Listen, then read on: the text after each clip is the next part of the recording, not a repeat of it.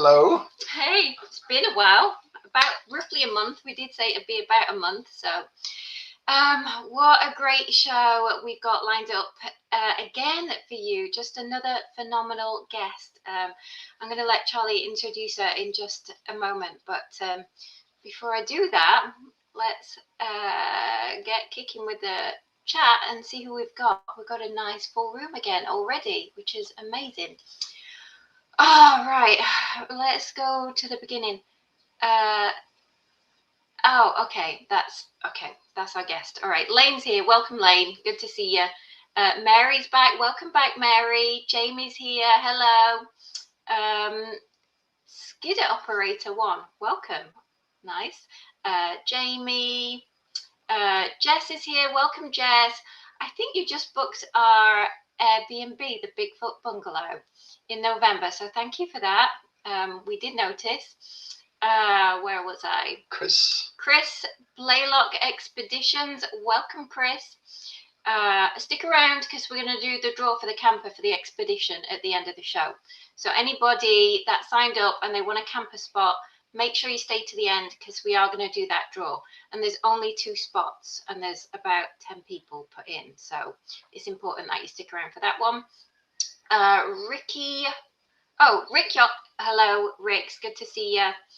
Where was I? Debbie's here. Matt. Welcome, Debbie. Matt, welcome back, Matt. Judy and Greg. Judy and Greg are here. Hi, guys. Melissa's here and Jim. Hello. Where am I? Greg. All right. I think that's about everybody. All right. Thanks for being here. Anyway, we're going to get going because it's a really full show. Lots and lots to share. And Charlie has already said to me, don't talk too much at the beginning because I want to get going with it. We only have an hour, and we're very grateful for Sybilla, joining us. I met Sybilla years ago, and I might be wrong. I think it was in Tennessee. Ronnie Powell led the expedition, I think. It might have been Tennessee or maybe Kentucky, but I think Ronnie Powell led it for the BFRO. And then at Lori Wade's expedition, that was in Tennessee, I think Sybilla and I both gave a little presentation. And that was the first time I got to hear Sybilla talk about these sketches and these eyewitnesses. And I go, wow. I thoroughly enjoyed listening to Sybilla, and then Sybilla would tell me other stories, some from Kentucky, from the Erickson Project. She shared some stuff about that, and I'm like, wow. And I'm like, we got to get Sybilla on, but I know she's very busy. She has a lot going on right now with her life, and so thankfully she gave up an hour of her time tonight, and I said this before, we don't have a lot of pictures of Bigfoot, right? We don't have a lot of videos of Bigfoots. The witnesses tell us what they look like, how they behave, and where they live. So witness testimony is crucial to our research. And Sybilla brings these encounters to life. And she works sometimes hours with the witnesses, doing the sketches, getting them just right. Very similar to Terry Thomas, who does the sketches for us. Sybilla does the same thing. So, without me rambling on more, let's welcome Sybilla. He's already warned me. I know. Hello. How are you guys this evening? Good. Welcome to the room. Thank you. Welcome to the chat too. We've got 38 people in, and I know there's going to be lots of questions, so we will try and get to some of them. But before we get started on some of this artwork that you've provided us with, and I'm looking at them now, and they are just truly amazing. And I hope we get to talk about all of them because, wow. But before we start talking about your art, let's just hear a little bit about your background and what got you started in what you've become so well known for in the Bigfoot community. Oh, thank you. What got me started? I've always been, some of us are just wired, in our brains for mystery like that. We're just drawn to those stories, the unexplained. And, from a little kid on, I've always just been, that's my wheelhouse is, and, I know you guys talk to a lot of people. It's the same thing. It's just our brains are wired for the mystery and the infinite curiosity and knowing that there's more going on to this reality than the average person accepts. And I had paranormal stuff, when I was growing up too. So that helped.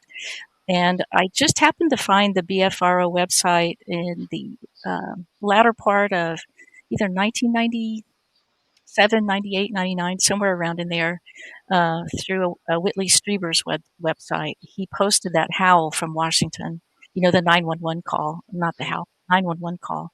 And that link took me directly to the BFRO, and I found that. And when I found that, I just, I just started devouring all those reports. Like I could not get enough of those reports. And so I think I read all the Texas reports, and then I started reading like all the reports throughout the United States. And of course, just like anyone who starts reading those reports or those stories, you start seeing patterns all over from people who aren't talking to each other, but they're reporting the same behavior over and over again. The same physical characteristics, the same hair colors, the same movements, and so for me, and I'd also seen the Patterson footage, for me, it was like, that's a living creature. I just never doubted it, that was a living creature. And then they started doing expeditions in 2005, and I told everybody, if they do one in Texas, I'm going. And hopefully, I was going to try to get someone to go with me, and nobody would go with me. And I was like, well, I'm going by myself then. The heck with you guys. So I went, and from the time my feet hit the ground, I was in my. I just knew it. This is it. This is what I'm supposed to do. I mean, I left there a completely different person than the person that arrived. Like I just, it just rearranged my molecules. And from then on, I didn't want to do anything else. I just wanted to stick to that. I was a special ed teacher at the time. And I became a BFRO investigator in 2008 and just dove into Texas at the time had, oh my God, hundreds and hundreds of reports that nobody had touched. So I just dove into those reports. And, from the moment that you start talking to witnesses,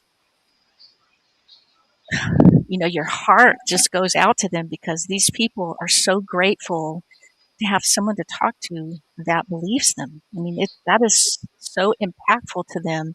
I remember there was a game warden that one of my first calls was a game warden, and his report had literally been sitting there for years. And I reached out to him, and he answered the phone, and I told him who I was. And I'll never forget, there was this huge sigh of relief, and he started talking, and I think it was like a 2 or 3 hour conversation. And he had some phenomenal experiences. Like literally it was him and his mom, and his dad was a long road, like trucker hauler, and he would be gone like for weeks at a time. And him and his sister one day left the cellar door open, and then nightfall happened, and a Sasquatch ran underneath there and started, yelling and screaming, and literally started pushing up on the hardwood floor like they were bouncing them inside their house. Oh my God. They got so terrified that she got her husband's pistol and literally started shooting into the floor. Jeez. Wow. And that was a game warden? Yes. A game warden. This was well, yes, he was a child when, he was, just a child when this happened. He was, and his, they moved out of that house. Like as soon as his dad got home, they moved out of that house. Because his mom was so wrecked by, the whole thing, terrified. Anyway, and then he moved back. They moved away, and I think 5 or 10 years later they moved back. And then he had another encounter, like walking home from his girlfriend's house. So anyway, so that kind of jump. I jumped off with both feet, and you just get so. Just to have the opportunity to make a difference with people. And then I started doing witness sketches because a Wisconsin investigator was working with a woman, and she had had a really close sighting, and she found an image on on the internet that was sort of like what she saw, but not quite. And he sent it to me, and he said, "Sybilla, do you think you can fix this and get it to look like what they knew I was an artist, so can you get this to maybe look like what she saw?" So that's how I got started. Was just another uh, Bernie Martin is his name, from Wisconsin. He's the one that got this whole ball rolling for me. Oh, And nice. so, and that's what, and then I just, it was like a perfect marriage of, because I did portraits and I did wildlife art. So it was a perfect kind of marriage of getting to speak with witnesses and make a difference with them, and then bring something to life that is like, because Charlie, uh, these images are literally just burned into people's minds. And you can try to describe, someone can have an up close sighting and then describe the eyes and describe the hair and all that. But if 1,000 people are listening to that description, 1,000 people are going to have a different idea of what it is they're saying. I mean, they'll have a general idea, but then when you throw an image up there of sometimes the iterations with witnesses take me 8 to 10 times for me to get to for the, and I tell them, I said, we're not going to quit until you tell me this is as close as we're going to get, or that's perfect. And so that sometimes takes 8 to 10 iterations before, and sometimes more, sometimes less. Like sometimes I get it really early on, but not always. But So on these sketches, on average, how long does it take? How many hours? Well, it kind of depends. Like sometimes they'll send me they'll send me something they found, and they'll say, because my first thing is I interview them and I get the entire story. And then I go and I ask them very detailed questions about the shape of, what helped the, questions that'll help me build the details, the shape of the eyes, the closeness of the eyes, the eyebrows, the bridge of the nose, the mouth. And so, I'll ask real detailed questions, and then I'll build a kind of a sketch for them. Sometimes they'll have something they'll send me, and they'll say, well, the forehead was kind of like this, or the eyes were kind of like this, and I'll use that, and I'll put it all together. And when I feel like it's kind of close to, I mean, it's always a shot in the dark. The first one is, I tell them, this is, don't worry if this is not close, we'll get it there. And I send it to them, and then they tell me what to fix. Sometimes the eyes, and a lot of times one of the main things is the eyes need to be a lot bigger. That's, I hear that all the time. The eyes need to be bigger.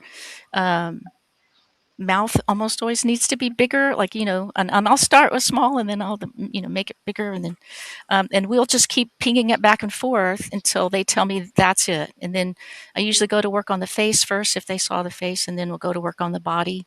And then I like to put the Sasquatch in like the setting. If they have an exact picture of where they were standing and where the Sasquatch was, I will put the Sasquatch in that picture and try to make it as close to like this, like you said. These things don't like to be photographed. And, you and I both know a lot of people that work on habituation sites, myself included. You don't want to wreck your relationship of trust that you're building with them by pulling out a camera. I mean, that the whole thing can go south by bringing out a camera. And then and it takes years to recover trust with them once you've blown it. Yeah. And a lot of people don't understand that. Yeah. So are you still in Texas?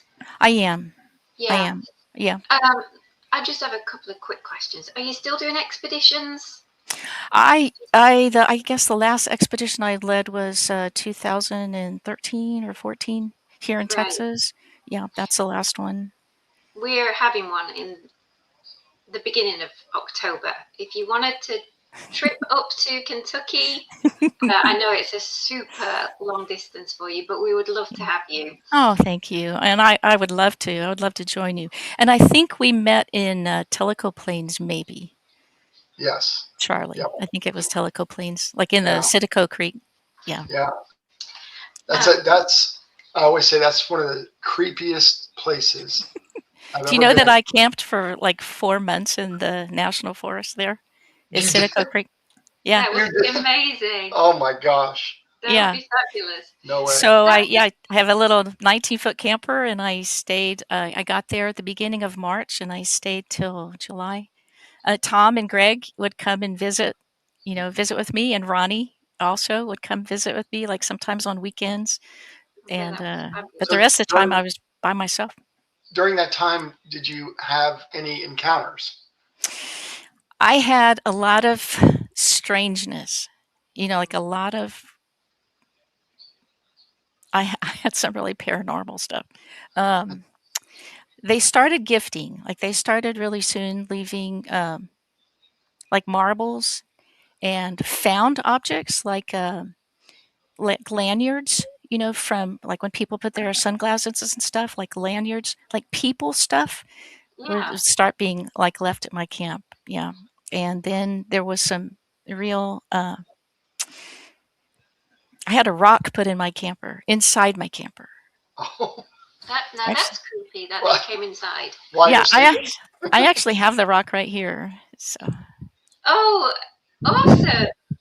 So wait, So literally, anytime I would go somewhere, I mean, I'm by myself, so anytime I'd go anywhere, you lock everything up really good, and then I would go down into Tellico Plains and get my, groceries and water like once a week because you're off grid, you're boondocking, and so I came home and unlocked my door, and this rock is like in my camper. You step right up, and you're right there into the center, and this was right in the center of the floor that's of my wild. camper. I mean, you can see the size of it. It's not something that you're gonna miss if it was there before. Like, so. So it had to Hmm. operate the door of the camper to get in. Usually No, it's a you couldn't. It was Locked. locked. it It was was complete. locked. Oh, It was locked. Yeah, the well, windows are very locked. The door lucky. is locked because when you leave your camp, and I was heavily armed. Like I'm not one of those people who goes into situations like that. I mean, I was heavily armed. So I had a pistol, I had a 38, I had a 22, I had a 12 gauge shotgun. I mean, it was heavily armed. It's Yeah, not so much for the Sasquatch. It's, there's sometimes some people in the national forest that you can't trust. right. Um, so I had that happen, and also there was a time when there was a metal. And Charlie, Citico Creek, right? Mhm. I don't know if you know, like some of the really back, like way up to, oh, you know where Camp Scream is. Yeah, I know where that is. Okay, so coming down the other side of that mountain from Camp Scream, I was camped there. We called it Feather Camp. There's no utilities. There's no homes. There's no electricity. Like you are totally off grid for miles and miles and miles.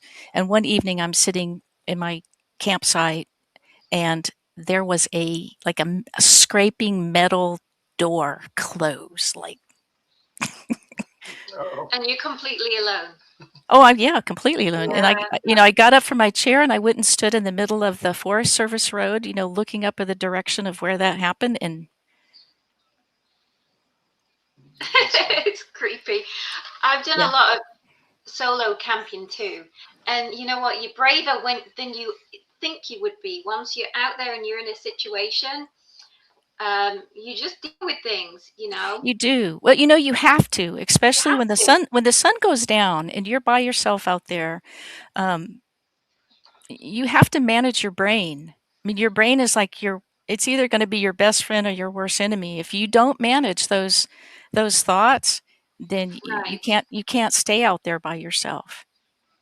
And there are plenty of times when stuff would come in. I mean, I would hear bipedal walking come right by my window and lift up stuff in my truck, like inspecting what's in the back of my Tundra.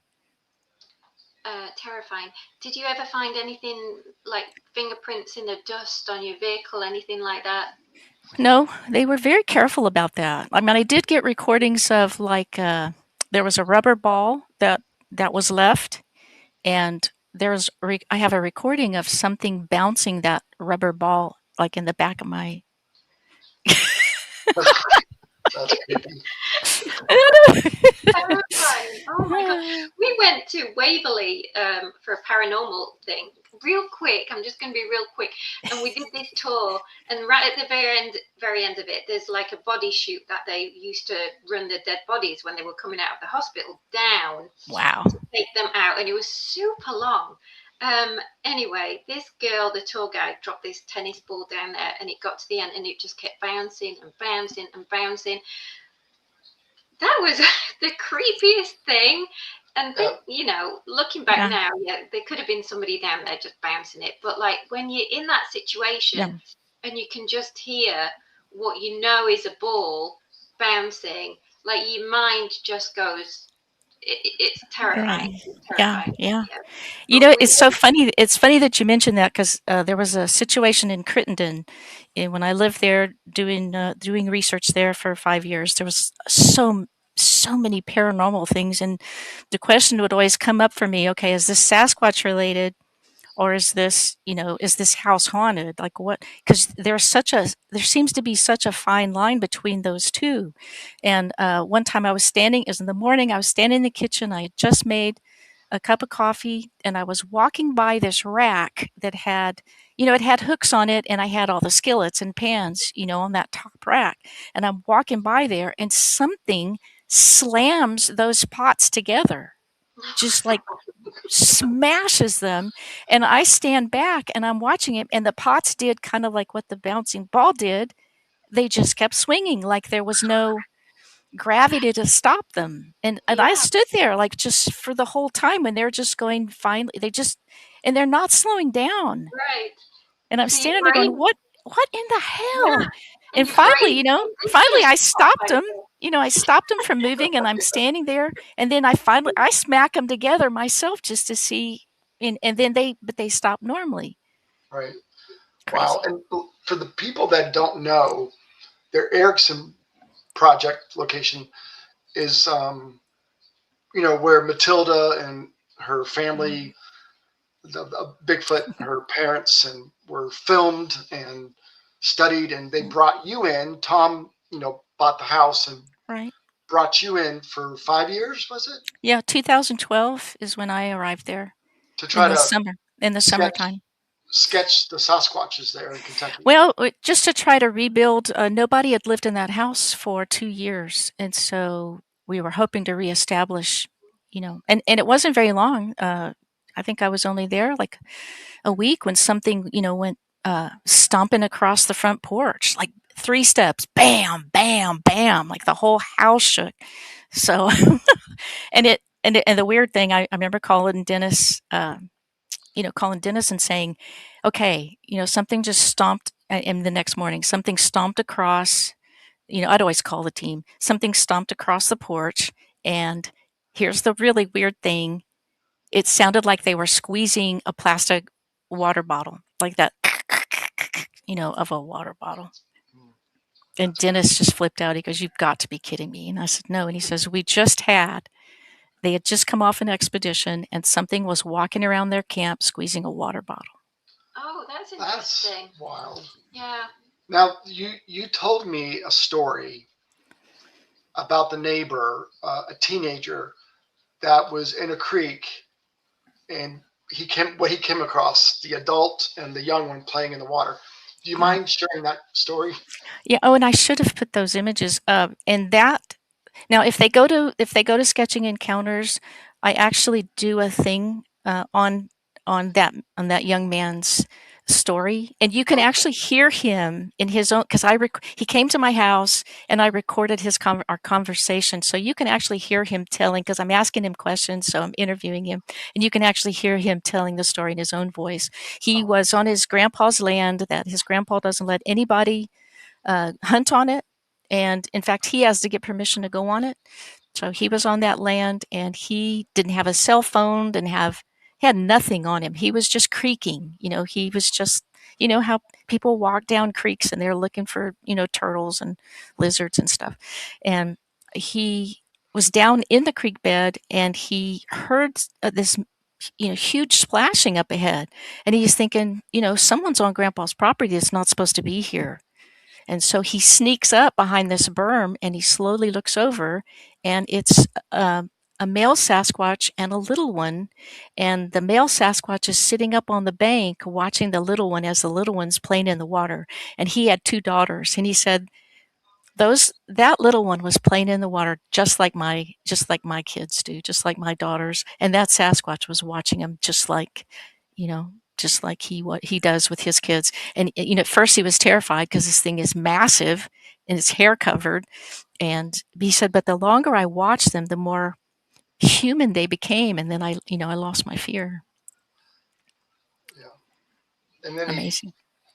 Did They started to move. They started to move kind of away, and he tried to follow them, and that's when he got busted. That's when they saw it.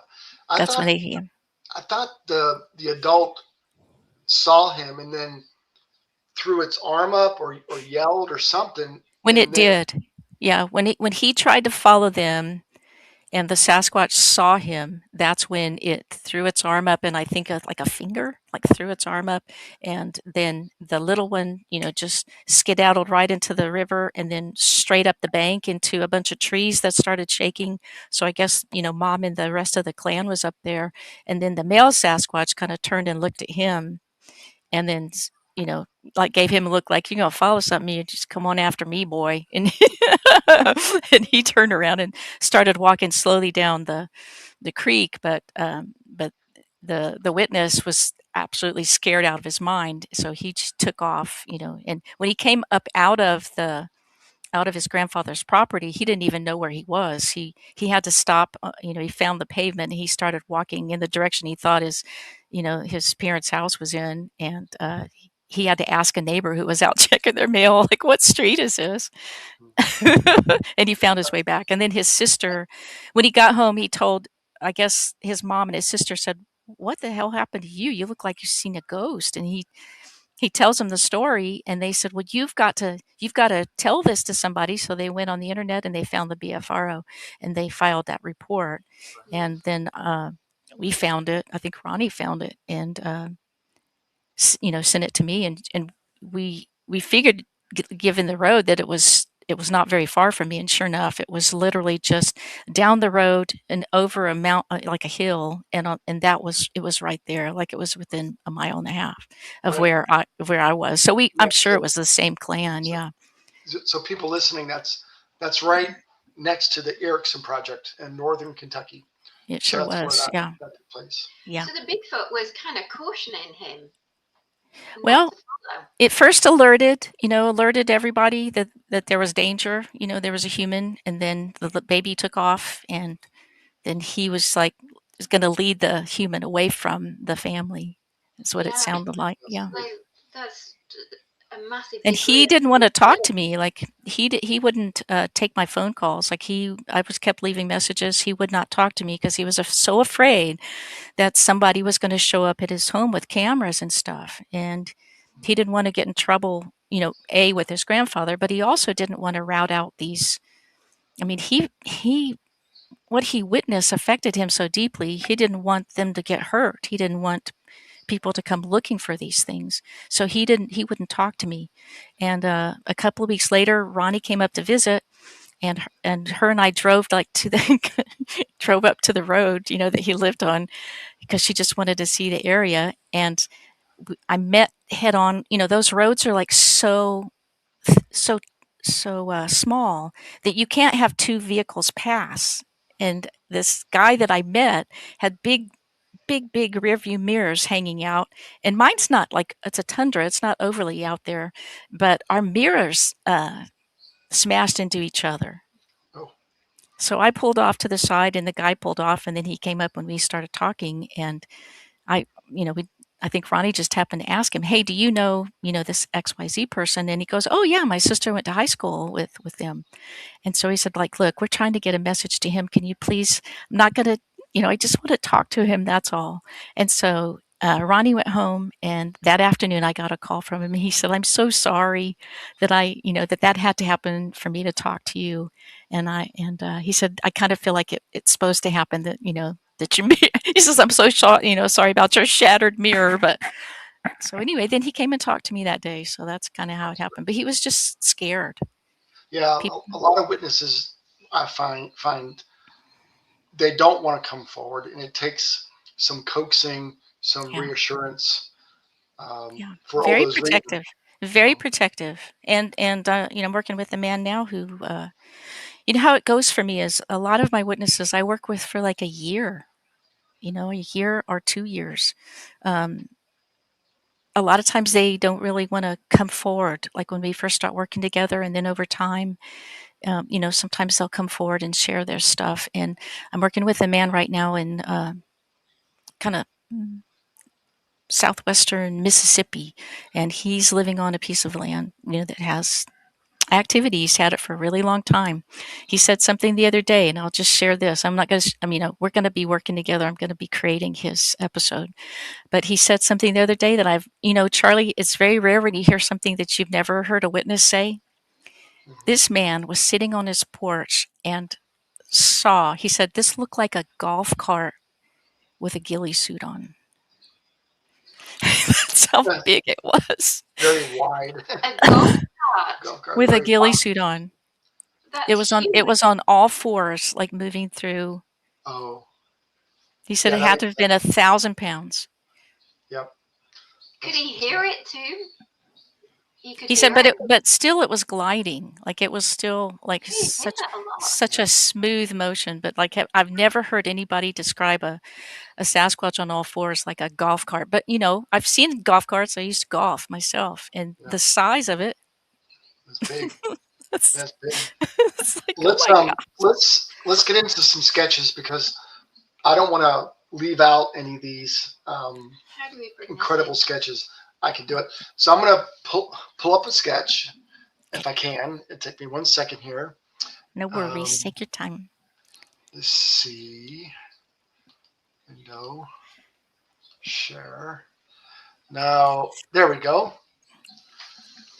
Alrighty. So this is just. Can you see that, Sybilla? Yes, I can. Yes. Look at the eyes. Oh my goodness. So whenever you want to start, you can describe this and what happened, where, and all that good stuff. This is in Oklahoma, southeastern Oklahoma, around a lake. This man is camping with his pregnant wife. They're just tent camping, and he would get up early in the mornings and go down to the water's edge and fish, and he would catch trout, and then he would bring it back up, and he'd cook that, later, clean it and cook it. And I think they'd been there for 2 or 3 days, no issues whatsoever. And then this one morning, he's back down there. His wife is still asleep up in the tent, and he, if you fish, you got a back cast before you can go forward. So he did his back cast, and when he went to go forward, it was stuck. And his original thought was it was a tree. Well, it wasn't a tree. It was the chest of this thing. Oh. Holy his lure was stuck into the chest of its peck. And so I know. So he turns around and he's looking. This thing is so tall. He's looking at its navel, and it's like right there, like it's right on top of him, and he's looking at his navel. And then he looks up and he realizes, oh my God, this lure is in this thing's chest, and it's looking, down at him, and it's showing its teeth. It's got red, you see the eyes, and he just starts saying, I don't know if he said it out loud or internally, I'm so sorry. And then he experiences probably infrasound, because he said his body, like it started growling, and he remembers, like, the vibrating, the growling. And then the next thing he knows is he wakes up and he's knocked out, like he's out. And the Sasquatch is not there. His rods are smashed. His tackle box is smashed. I think there were footprints there, and he picked up all of his tackle and the box and everything, and just threw it in the trash, and then went back up to his tent and waited for his wife to wake up. He didn't tell her anything. He just told her he was sick and, he needed to go home. And that was what happened. That's crazy.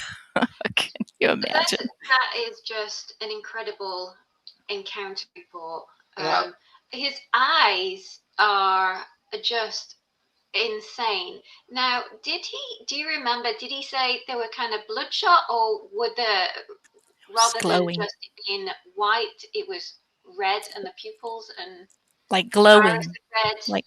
Like glowing red. Like glowing, so it wasn't like bloodshot veins No. or anything, just No. pure red. Was this And daytime, Sybilla? this was daytime. This was in the morning. And So it had red I've eyes. worked with multiple witnesses that have seen daytime glowing red eyes. Wow. Yeah. I've never heard of that. His teeth are fascinating. They're like horse teeth. That's How many times have you heard that, Charlie? Yeah. Yeah. Big. I hear big chiclets. Yeah. Big like horse teeth. Yeah. Yeah. But I mean, the six pack on this guy too, and for a lure to be stuck in his pec, oh my god! I think I would have passed out instantly too. I think I would too. And literally to be standing at its navel. I mean, that's how tall this thing was. So, did he faint, or did something happen to cause him to be unconscious? It could be a combination of both, but he does remember like hearing it growl and then feeling I don't know if you've experienced infrasound, but I have where literally all the bones in my body are shaking violently. Like I've experienced that in fact, it was in Oklahoma. It was in Honobia, Oklahoma. Yeah, I didn't pass out, but my knees kind of went weak. Yeah. I see an ear there too. That's interesting that he mentioned that there was an ear in there. Yeah. A little bit. And I always ask people that, do you see ears? Most people don't because the hair covers them. And I think their ears seem to be, from the witnesses I've worked with, like the ears are smaller and they tend to lay flatter to the head than a lot of humans' ears. Sybilla, a couple of questions real quick. A lot of these sightings, I know in Kentucky, the witnesses tell me they have a wide hooded nose. Yes. Like a human's nose, just wide, flat. Are most of your noses like a human's nose? Most are, yes. Yeah. Do you have any I would say like 90. I've only done one that looks more gorilla-like. All of the others have been a hooded nose more like ours. So I was with Meldrum last year. Unfortunately, before a couple months before he passed, he was here in Kentucky, and we were driving back to his Airbnb, and I was asking him questions about the hooded noses, and I said, "Does it depend on climate?" Which somebody had told me that. He said, "No, not necessarily." So yeah. I was always trying to argue the point that they're more human-like, and he's more Gigantopithecus, Right. And so I'm always trying to tell him, well, all the witnesses I've talked to, they have like a wide hooded nose, like a human, not a gorilla. Yeah. So we got into this little discussion. Well, like I said, I've been drawing them since 2008, and there's only been one that is, maybe two. In fact, one of them we're going to see. It's that really one with the real open, wide mouth from Yellowstone. That one has a different kind of nose. Okay. But the rest have all been more human-like. No genitalia on this one. No, but I have drawn some that have. Most of the genitalia are covered with hair. But there was one from Ontario that he got to see, like the whole kit and caboodle there. Did? Oh. Do we have that one? No. I can send it to you, Lindsay. Yeah. All right, I had another question. Oh, before we move on to the next one, quick question from Debbie Hall. She's asking, does there seem to be physical differences by region, size, shape of head, nose shape, hair, color, etc.? I used to think so. I used to think the ones in the Pacific Northwest were larger, but then I don't really think that anymore. I think that they really, you're going to see juveniles that are thinner, real thinner, kind of lanky. You're going to see that, everywhere, and you're going to see, the big alpha males of every size. I mean, I kind of thought Alaska maybe had some larger ones. I mean, some people have reported like 14-foot, Sasquatch in Alaska, but then they've also been reported other places too. So Yeah. And they come in every color, and sometimes mixed colors. Like they'll be black mixed with red, or brown mixed with, or gray, gray and black mixed together, like all sorts of colors. Sometimes they'll just be black, like solid black, and their skin will be like black, like really, Right. really black. Sometimes the hair is like so black it's almost blue, like it's absorbing light, like kind of. Yeah. Sybilla, would you think? I always say this: the dominant, pretty much dominant colors, reddish brown. But would you say, or are they all kind of equal in color? Between like the reddish brown and the black. Yeah, I think between those two. those two. Yeah. Another quick question. Do you think the flat ears, this cryptic crystal, do you think the flat ears have developed for navigation? Also, I've heard a story where a squatch was showing off its feathers to a woman. Wow. Feathers are.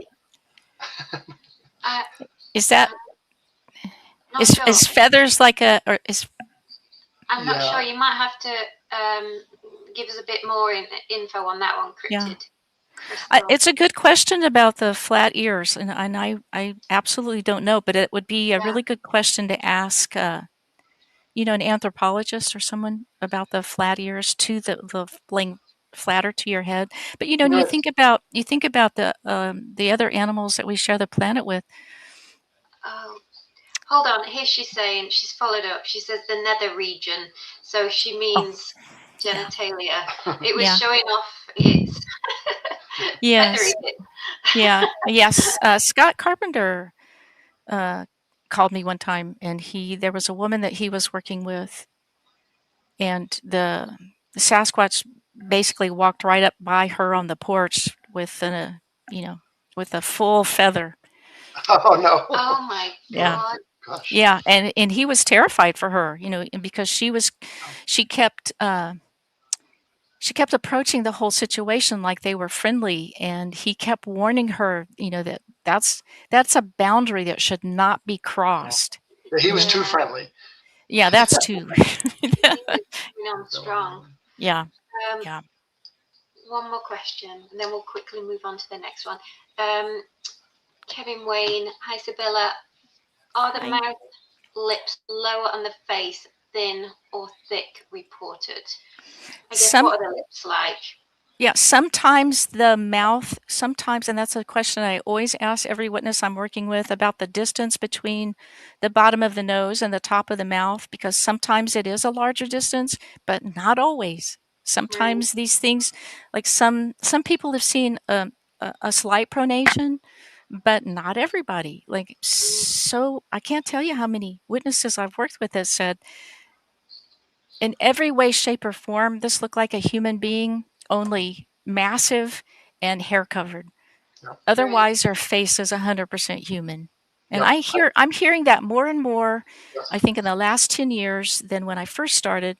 And I don't know if it's because people feel more comfortable now. Because, like, when you look at the original, when you look at Patty, she doesn't look so much like a human being. And maybe people were afraid to come forward and say, hey, what I saw is more human than that. Like, she didn't, it didn't look like Patty. So I don't know. I'm not sure. I don't know what your thoughts are with that, Charlie. I get the same thing. I get human-like all the time, especially the very close encounters. I get human more than gorilla. Absolutely. The features are proportionate. Yeah. And I do get more often that their lips are thinner, but there have been a couple where they had big, thick lips. Right. I mean, almost all of them say an abnormally, wide mouth, like, Yeah. abnormally wide, but they don't always say thick lips or So, thin lips. Let's hear about this. Look at this one. This one's interesting. The eyes on this one are just so striking. Yeah, this was the second one that I had done that had blue eyes. Oh wow! Yeah, the first one I did was out of Massachusetts, and it had blue eyes. It was a gray-haired a Sasquatch that walked right up to a kitchen window. There was a little girl. She was sitting in her mom's kitchen, and mom had burnt something in the oven and had like kicked open the window to let some of the smoke out. And the little girl was sitting right there at a table, kind of a table that had an angle. And she had put a crayon up and it had dropped off. She'd been sitting at that window, and she went down, she came back up, and the Sasquatch was standing like just inches away from the window. And of course she screamed. And but it was a beautiful like white gray, and she said it was just like crystal blue eyes. And so this one is Ernie Davio, from Massachusetts also, which I find really interesting. And this was a 1986 sighting, and he's a hunter. He was deer hunting, and there was a whole big ruckus that he heard. And there was a bunch of like an old rock wall. There was a bunch of ruckus going on, and there was a Sasquatch that was like down at the base of the tree. And when he first saw it, he thought it was a deer, and then the longer he looked at it, I mean, it was paying attention to what was going over there, and then it got up, and then he realizes, oh my God, this is first. It's like it's a deer, and then it's a man, and he's standing there holding his gun, and then this thing looks at him, and he's reasonably close, looks at him in the eyes, looks at the gun, and starts walking towards him. Now, instantly, Charlie, this is going to be a different situation when a Sasquatch does not walk away. When they start walking towards you, you're like, when a witness tells me that, you've got my full attention. And this thing started doing sign language to him as he's walking towards him. He shows him, because Ernie's got his gun up, and so the Sasquatch does this. Like the first thing he does is like, whoa, whoa, whoa. Like, wow. Like, don't shoot, don't shoot. And then Ernie kind of lowered the gun, and then this thing shows him, like, he's walking towards him and shows him his hands. Like, see, I have nothing in my hands, and is walking towards him, and then points to his chest, like points to me, and then points to Ernie, and literally just walks right up to him. It's on Sketching Encounters. You guys should go see this and listen to Ernie tell his story, and I illustrate it so you get to see kind of how his hands are, and when he's showing him his hands and everything, and it wasn't just one Sasquatch, there was another. So he feel like he was right in the middle of a deer hunt, like all that ruckus he heard over by the wall, he was interrupting. Good to get it. Didn't hurt And him. the Sasquatch kind of looked at him, like when the Sasquatch discovered that Ernie was back there, it looked at him like, how in the world did you get here without me knowing you? Like, it was shocked, but it was also kind of like respect. Right. Yeah. But that level of communication is just almost unheard of, isn't it? Actually, Yes. Trying to communicate one-on-one with him. Yeah, and literally walked up to Ernie, could have reached out with his hand and touched his shoulder. Yeah. So how did that end? Did Ernie run? Nope. The Sasquatch kind of, acknowledged him, and then it turned around and walked off, whistled as it was walking off, and then there was another whistle, and then that Sasquatch met up with another one, and and I illustrate that in the video too. They met. The Sasquatch like did some pointing, and they both looked over at Ernie, and then the second one was like, then the Sasquatch pointed to itself. It was going to go that way, pointed to them, you're going to go that way. And then they left, and Ernie was left standing there. And then he said he got really scared because they left, but he didn't really know what they were up to. Like, are they going to circle back around, And for everybody listening, we will share Sybilla's website in the chat before we sign off. So you can go to her website and you can listen to these witnesses tell the story. That's one of the, I don't publish a whole lot of episodes because it takes me a long time to do these. Plus, with my mom and everything. but I tend to work with, witnesses for like sometimes a year, sometimes 2 years. And so my episodes take a long time, but you're actually going to hear the witness in their own words tell the story. And then you get to see the artwork that we generated together. None of the artwork that you're going to see in the videos or on my website are like from my own imagination. That's not like these are 100% guided by the witness. Yes, awesome. So what about this guy? This guy is from Mark Richardson from British Columbia, and this was one of those witnesses that literally we worked together for 2 years. I don't know if he was really going to ever tell his story, but he actually does. There's a part 1 and a part 2 because Mark wanted everybody to know, like, Sasquatch was not on his radar. Like, he moved out into this cabin off the grid. He was going to spend a year or 2 out there by himself. He's in his early 20s. This is like in the mid 70s when this happened. Totally off grid. It was a cabin that his family bought. He was going to just be out there. He was going to fix it up, and just stuff started happening. And so part 1 is about all the stuff that happened before, like, the main event. And the main event is like nothing you've ever heard of in your life, the things that these Sasquatches did. So it's a male, a huge male, and it's a female. And he doesn't know, he kind of feels like the male was actually presenting the female to him. They both, but people need to go see part 1 where he describes all of the stuff that happened, because there was a lot of stuff that happened, and it's good for people who live in an area where Sasquatch are, because he describes the stuff that the Sasquatch were doing that he didn't understand. He just wrote it off as, someone's pranking him, or it's just my imagination. Stuff started showing up on his porch, and, pine cones thrown at him when he would walk through the woods, and, a whole bunch of other stuff. And then one night, and his bed was right by a huge picture window, his cot, his bed. And one night, he wakes up to the deck boards are creaking with the weight of this big guy is on the porch, and he watches the female materialize in front of his eyes. Oh gosh. So it came through a portal? Or cloaked? Maybe she was cloaked, and then she uncloaked. So he's watching. He doesn't know about the male yet. He's watching this thing evolve, and then he realizes that it's a hair-covered being, like squat, like down. He's from the back, like, so he's watching her from the back, and then he sees this beautiful hair, and he says in his mind, "Oh, that's beautiful."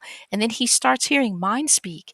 Yes, beautiful. So the female is then mind speaking to him, and then he hears the creaking of the male, who has flattened himself against the wall, right next to the window. So he gets his face like right up against the glass, and he can see, like, he sees like the legs, and he slowly goes up, and then he realizes that there's this massive male there. And part 2 is this male, and his face is so huge, Charlie. Like you hear witnesses say, like the head is like a 5-gallon bucket, like that big.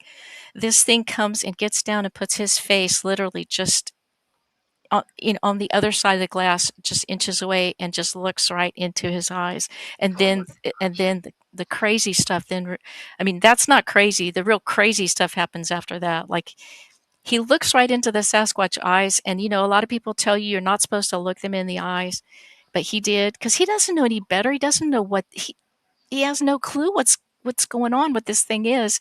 And he looks into its eyes, and he thinks he maybe pissed it off. And then the next thing he knows, the eyes roll up into the back of its head, and then he sees this green glowing at the base of the eyes. He sees it start to glow this green, and then the next thing he knows, it's like he gets hit with infrasound, and he gets knocked back on the bed. That's interesting. That's not anything we've heard before. And it does not end there, guys. It doesn't. No. It's like, if there was is a one that's like a favorite, which I don't have it's hard for me to say one is a favorite because like all of the witnesses I work with just leave this indelible mark on my heart. But this man, what he went through that night, um, and I'm so honored that he, shared it all with me because, and it took him a long time to feel safe enough with me to share like the real paranormal stuff because it gets crazier from, getting knocked on the bed with the infrasound, and then he wakes up. They're not gone, and then more stuff happens. Just you guys go watch part 1 and part Yeah. 2, and it's Real. illustrated, so you get to So make see. sure, everybody make sure you stick around. We'll put Sybilla's website in the comments. Go listen to this man tell the story, part Yes. 1 and part 2. Sounds like it gets pretty crazy. It gets crazy. With that one, before we move on to this one, Charlie. Oh, sorry. Lindsay has a question about this one. Quick question. So with the face, the big portrait, that's the male, and then the smaller one to the side, that's the female. That's the female, yes. And he called her Barry. And she was Barry, and she's beautiful. Like and I did there's a close up when you can see close ups of her, and she does some crazy things too, guys. I don't know if she's trying to impress him or what, but you'll go watch it. It's okay. I want to watch it now too. It's just this whole thing is incredible. And how did he differentiate between the male and the female? Was it more than just size? Did it come down to differences in features? I don't see large breasts on that one. there are different features, and she's like 7 feet tall, but she doesn't have the like I didn't include like the bulk of him, but when you go see the videos, you'll see he's massive, just like the other males, and she's more diminutive. She's thinner, probably prepubescent female, maybe, because she didn't have she didn't have big breasts or anything, but definitely smaller. Yeah. So this looks like a dog man. This is, yeah, and I don't know if y'all, Kentucky's got dog man. And this is Matt Imsch, also one of my witnesses. Guys, there's a video with him telling his story. Oh my gosh, this poor man. My heart just goes out to him, and he still has nightmares to this day about it was him, and it was 4 boys in 1986 in Youngstown, Ohio. Please go watch and the art, because the things that happened to these kids, I don't know. Him and one other guy pulled through it okay. There was 2 other guys that, they grew up, and they were so impacted by this, what happened to them as boys, that they were never the same. So this, everyone there saw this creature? Yeah. This creature, like they were playing downtown in an area like in the steel mills, that are, the defunct steel mills. They were like 14-year-old boys. They'd ride their bikes down there. They weren't supposed to be down there at all, but they would go. They had a little fort. They'd make a big fire, and they'd do boy things. And one evening, a bunch of coyotes called, and then there was something amidst the coyotes, and there were these huge piles of coke. That the huge tall 10-foot tall piles of black coke, and the coyotes chased this thing, and then the next thing you know,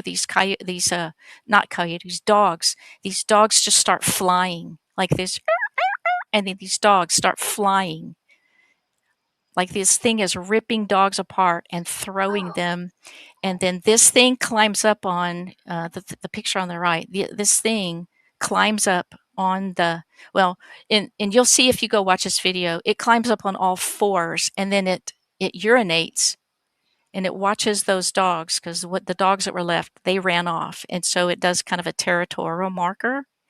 And then one of the boys is so freaked out, he starts walking backwards, and he hits a piece of steel, and it clangs, and this thing then turns and sees them for the first time, and that's when it stands up. And then they were like, oh, they're, oh crap. And then so they run, inside, and then this thing comes after them.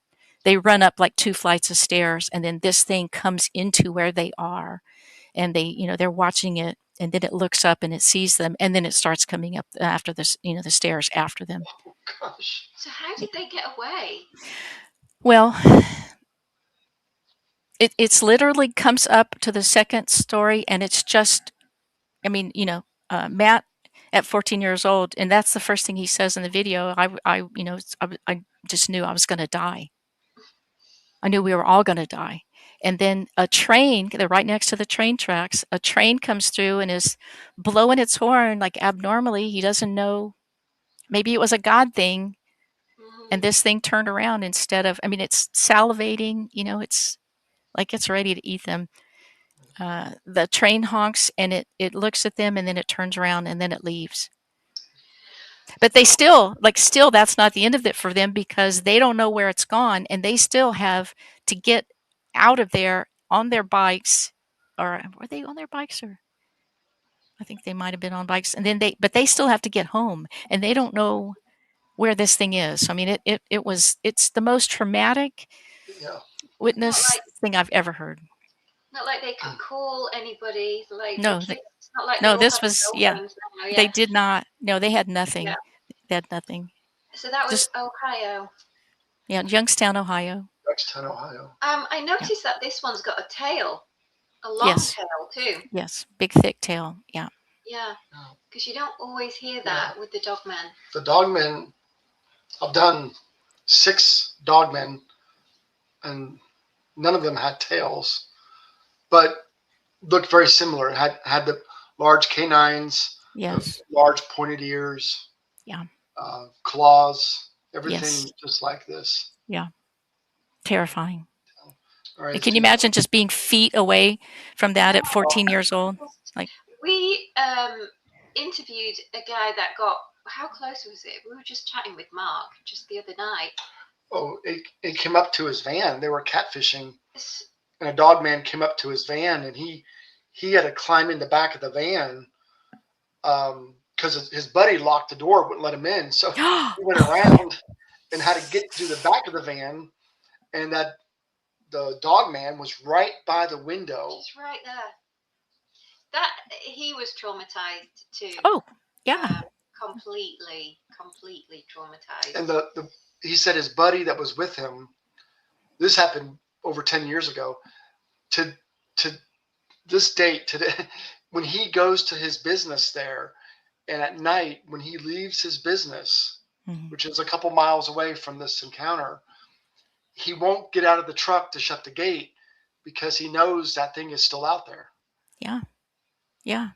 No, it changes you forever. Like once you've seen something that's not, especially like that. Seeing a Sasquatch is one thing. And of course, we all know people who have had their lives totally rearranged by seeing a Sasquatch, even if it's not aggressive towards them. It's still, can rip the fabric of your reality away. Oh my gosh. I don't know how. You'd have to definitely get therapy after something like that. Yeah, yeah. So what about this guy? This guy doesn't look too evil. No, this guy, now Charlie, this is one of those witness things where the Sasquatch, whenever it realizes there's a human being there, instead of turning around and walking back in the forest, this thing made a beeline straight for the guy who's in his hunting chair. He's in his what do you call them? Ground blind? Yeah, no, not the ground blind. He's up in the air. Oh, tree stand. Tree stand. So Mike Bluler, this is his from Mississippi. This thing just walks out of the woods and sits down. And when Mike sees it, he thinks it's a black bear. So he thinks, oh, cool. He knows there's a black bear in the area, and but he's never actually seen one while he was hunting. So he was like, oh, cool, I get to see a bear. So he looks through a scope at it, and he's watching it, and then it turns. And it doesn't have a snout, and it doesn't have ears. And he's like, what is this? What is this thing I'm looking at? So he goes, hey. And when he does, this thing just shot up and turned around, and of course is looking around trying to find him. And then he says, when it finds him, it just And he says it had to be 150 yards, but he said this thing moved so fast through the grass. He said, I'm seeing it. I look down and I check to be sure that I've got a bullet in the chamber. It took me about 4 seconds. And by the time I looked up, that thing was 35 feet away. It crossed the grass. Was it moving on all fours, or did it go to 2 feet at all? No, it was walking on 2 feet when it came across the field, and then got directly underneath his stand and refused to move. So how long did it stay under his tree stand? So it was there, like, I think they had this standoff for like over 30 minutes. And it's starting to get dark. So, and guys, you have to go watch this because, you know, Mike pulls up the, he's looking, he sees eyelashes, he sees, this is like, I mean, it's not human, but it is human. It's human enough, that he doesn't want to pull the trigger. And this is a veteran, and he got blown up in Afghanistan. He'd been like four different times there, and he came home. He's a vet. He's been through all of that. He says, but nothing was like seeing this thing. And they just have this standoff. Every time he pulls the gun up, this thing would just kind of turn its head sideways, and they'd put the gun down. And and finally, it's starting to get dark. He's like, I've got to do something. I don't want to be up here at night. Yeah. And his truck is like, 2 mile and a half, 2 away miles that he's going to have to walk. So finally, he just, out of frustration, he just yells at him, "What do you want?" He just, this thing roars at him. And he said it opened its mouth so wide, and he can see the little uvula, and it opens its mouth. It's like his whole face disappears and it becomes distorted. And he doesn't know, like, if that's infrasound that like distorted its face, but its whole face distorted. And I tried to capture that in the video. And then after it roared, then it drops down on all fours and then tears ass across the area between where, you can see the high wires. So it tears ass across there, just ripping grass and screaming and yelling. It's just pissed off, and just runs into the forest. And then he hears another one. So it's roaring. And then he finally, it's like now or never, I've got to drop down. So he drops down. He left everything. Like, he left his backpack and everything up there. People were asking, well, why didn't he, get his phone out and take a picture of it? Well, he's got this gun on this thing because he saw how fast it could move across the grass. He's not about to take his eyes off this thing because he kind of feels like, if I take my eyes off this thing, it can be up the tree, and rip me in half. So he's, keeps eye contact with it. Of course, he never reaches for his phone or anything. He drops down out of the tree. He is shadowed the entire way out. He can still hear that other one screaming, and he's being, followed in. He does make it back to his truck, but he's in bad shape psychologically. Bad. Did he ever go back into the woods? Has he been hunting since? It was a while. It was a while. I think it was a year. He finally went back to that area, and he does hunt now, but it took a long time.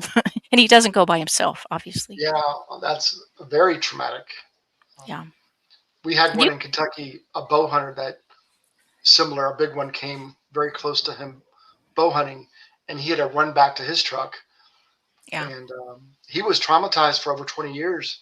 Yeah. Didn't tell anybody until the Finding Bigfoot, came on TV, and it brought back the memories, and he couldn't sleep. And he told his new wife why. And then he reached out to us, and we got to do an interview with him. And he got very emotional during the interview. Oh, yeah. Because he suppressed it for many years because this thing was so big and it came so close to him. And then it, like you said, it followed them out, which is always scary because you think they're going to grab you. Yeah, you don't know what they're going to do. You don't know what their intention is. There's a lot of people that are watching our videos and they're like, well, why didn't you do this? And why didn't you do that?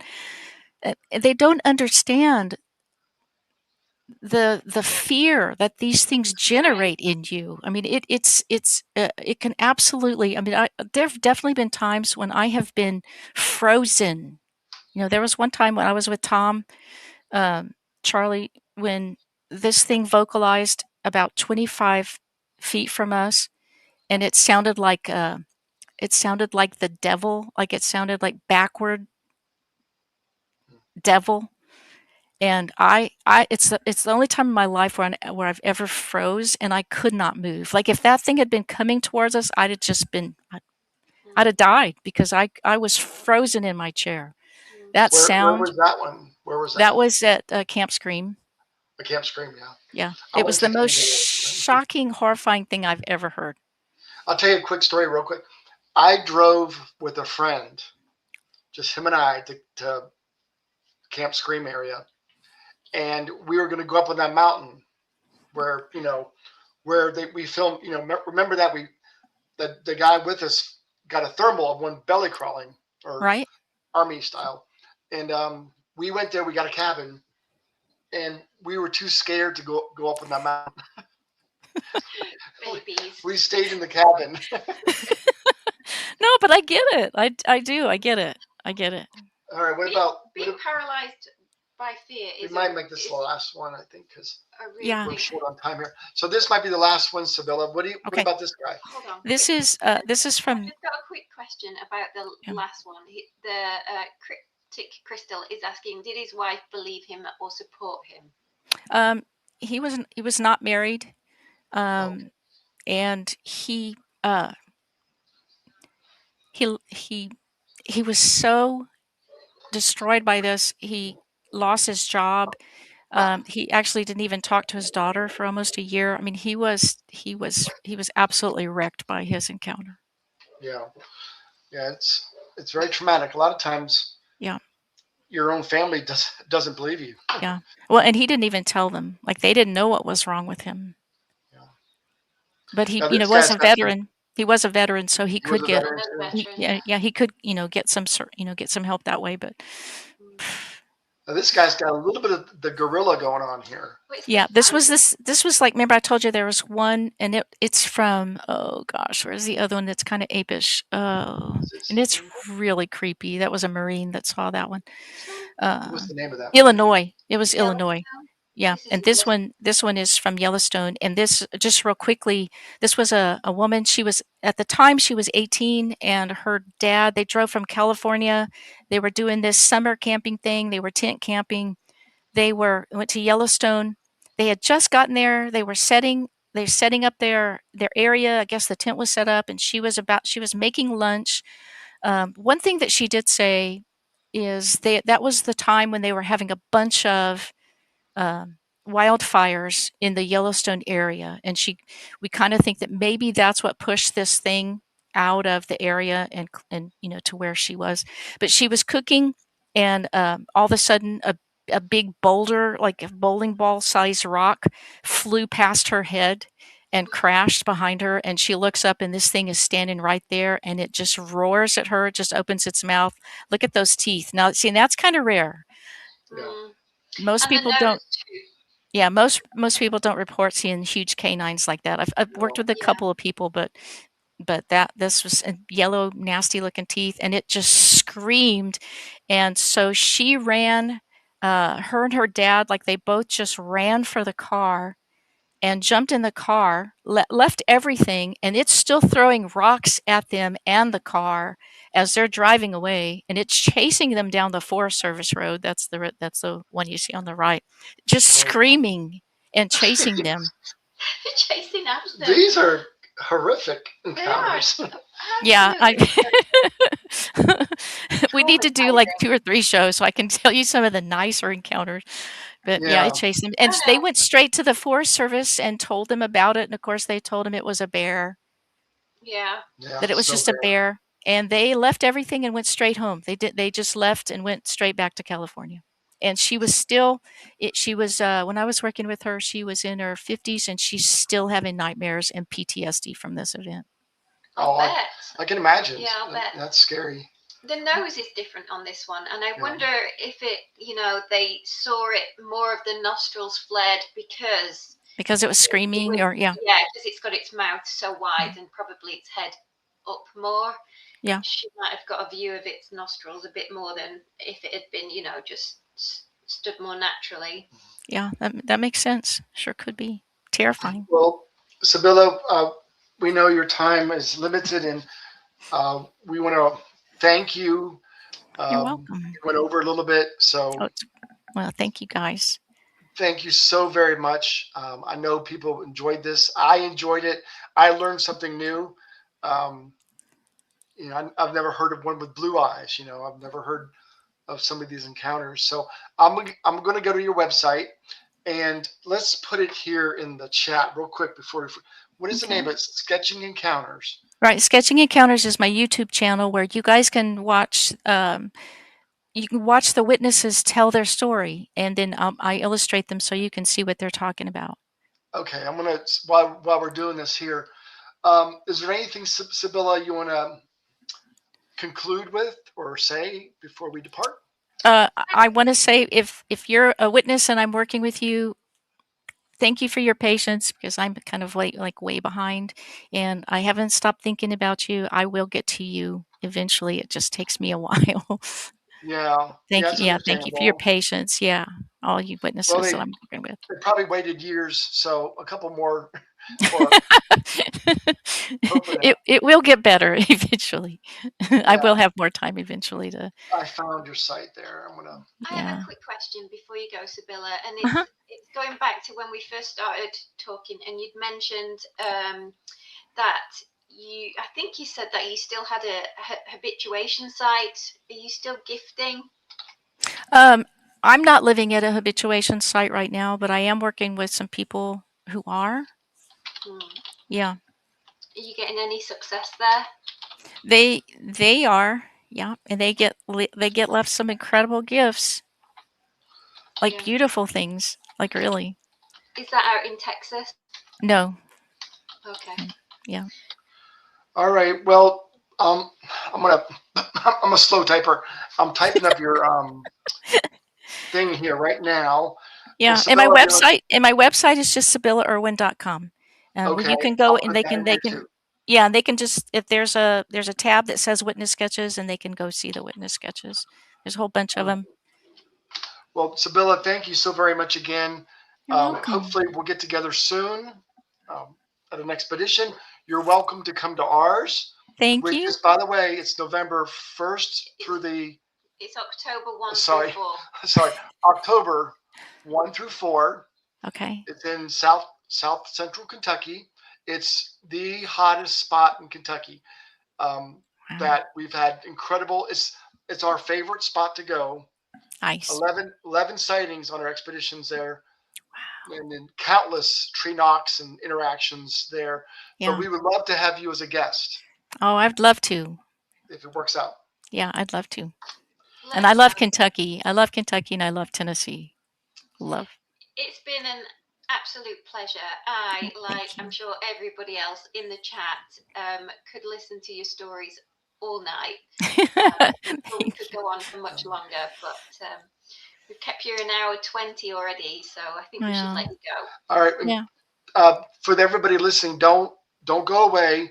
We have a drawing.